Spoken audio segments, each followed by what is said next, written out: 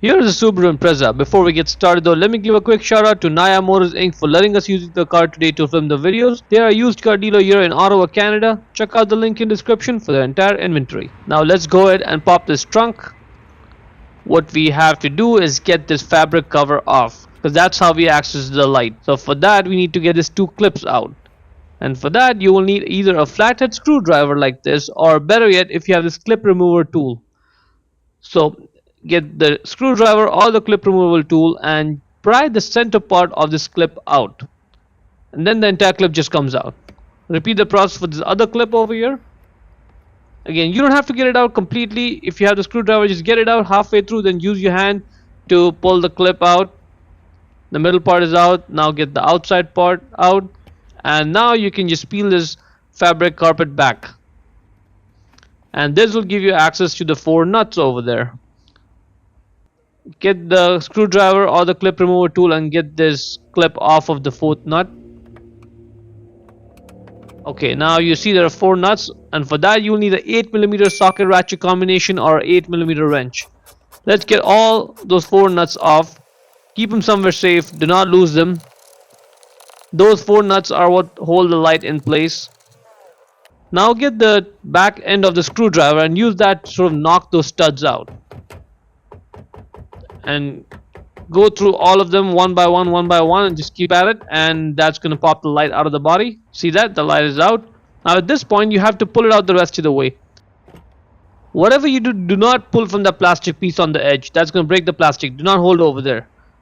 Pull it the way I'm showing, and that's going to help you get the light out of the body. Now at this point all the bulbs are accessible. They're all right over there. You don't have to get the electrical connector out. If you want, you can get it though. If you want to get the light out, set it aside and work in peace, but you don't have to. If you do get it though, this is the way to do it. You have to get the electrical connector off, press down there and pull it out. Now that's the reverse light bulb right there. The way to access it is from behind it. Grab the bulb holder and then twist it left to loosen it. Twist it left a little bit, and that's it. Now it's loose. Pull it out. To get the bulb out, just grab the bulb and pull it out straight. It comes right out. Now you may have to wiggle the bulb a little bit, but it will come right out.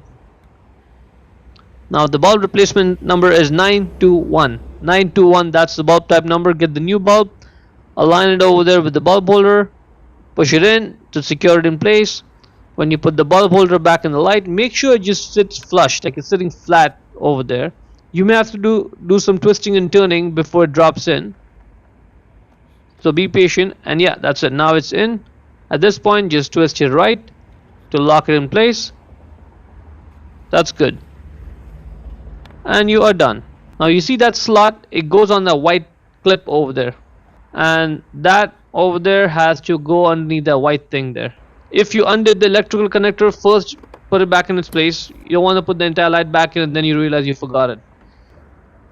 Align this slot with the clip there, make sure it goes on it.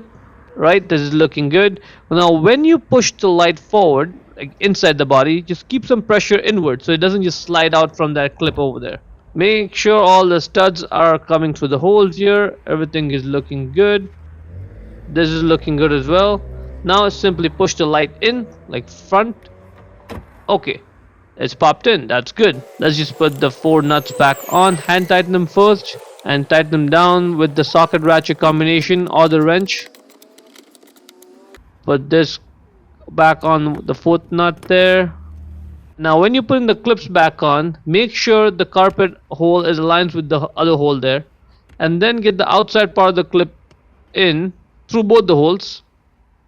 And this can be a little bit frustrating because it's not really visible where both the holes are, so just be patient with it. It may take a few seconds to get the clip in place. Once you get the clip in place, get the middle part of the clip, push it in to secure it in place. Repeat the process for the other one. Put the middle part in and push it in, and that is pretty much it. See how easy the process was? Hope you found the video useful.